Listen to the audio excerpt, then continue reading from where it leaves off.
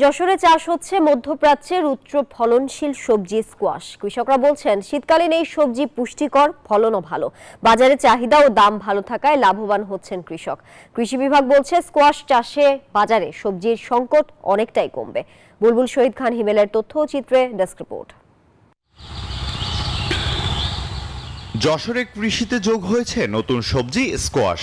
সদর উপজেলার ৭ মাইল বাড়িনগরের মাঠে চাষ হচ্ছে মধ্যপ্রাচ্যের এই সবজি। দেখতে অনেকটা শশা আকৃতির, আর গায়ের রং কুমড়োর মতো।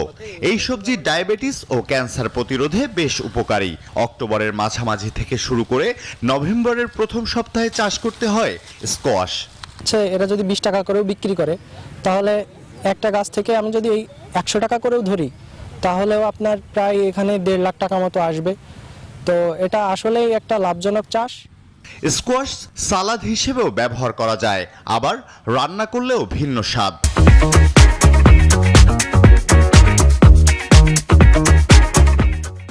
অল্প খরচে অধিক ফলন এবং বাজারেও চাহিদা বেশ, ফলে আগ্রহ বাড়ছে অন্য কৃষকের মাঝে।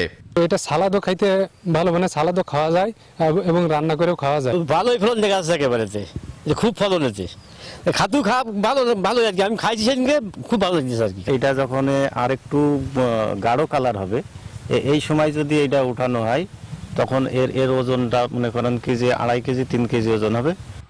এই সবজি চাষে বাজারে সবজির সংকট কমার পাশাপাশি দামও কমবে বলছে কৃষি বিভাগ। কৃষি বিভাগ থেকে কৃষকদেরকে আমরা বিভিন্ন রকম সহায়তা দিচ্ছি, আমরা প্রদর্শনী দিয়েছি, আমরা বিভিন্ন রকম যে কারিগরি যে সমস্যা, টেকনিক্যাল যে বিষয়, সেগুলো আমরা তাদেরকে বলতেছি, যাতে আমাদের যে সবজি যে মাঝে মাঝে সংকট হয়, সংকট থেকে মোকাবিলা করার জন্য আমরা এটা বাজারে আনার চেষ্টা করতেছি।